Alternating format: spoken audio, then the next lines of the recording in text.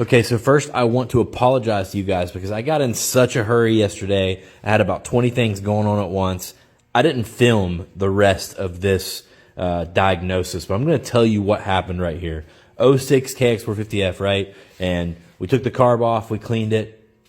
Pilot jet was plugged up. I told you guys that.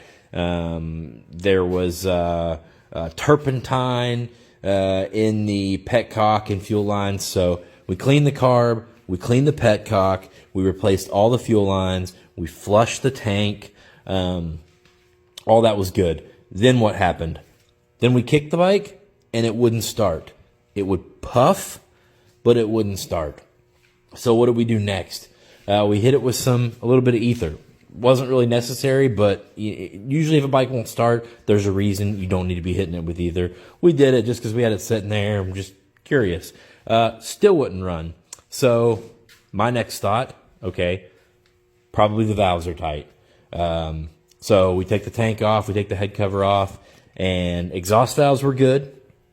Intake valve on this side was good, but the intake valve on this side was banjo tight. I'm talking, a lot of times when you adjust these valves, if they're that tight, you can't do a calculation because you can't get a shim, you can't get a feeler gauge in there small enough to do any kind of calculation. So I had a 2.50 and I went down to like a 2.3. So that's like 4 shim sizes in the hot can shim kit, right?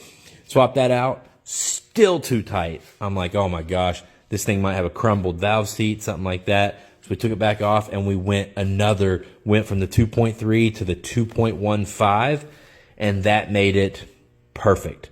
If you're not familiar with the shims, they go all the way down to like 1.2 usually. So as long as this valve seat's not crumbling, we're at 2.15. We're probably okay for a while.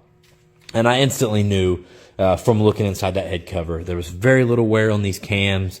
Everything looked pretty good, and I knew that was the reason the bike wouldn't run. And then we hopped on it, and it started first kick. And let me tell you, all of our intuitions about this thing were right because I rode it, and it runs like a brand new bike, guys. It is nuts. It runs and feels like this bike did in 06. So pretty much, me and Mason put all the puzzle pieces together with this. It's clearly a bike somebody bought new.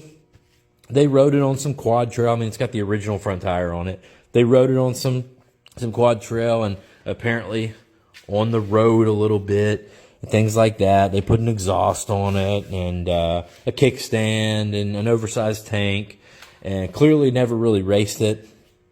And they rode it for a while until it got hard to kickstart. And finally, that intake valve got so hard to kickstart that they just quit riding it. They couldn't kickstart it anymore. And thank gosh they didn't bump start it or anything, because that's when you start getting into sketch territory, you mushroom valve stems and all that. But anyway, then it got put in the back of a garage and forgotten to the sands of time for 10 years. So then we picked it up for $700, and I don't know what's going to do with it, but I'll talk about that in part 2.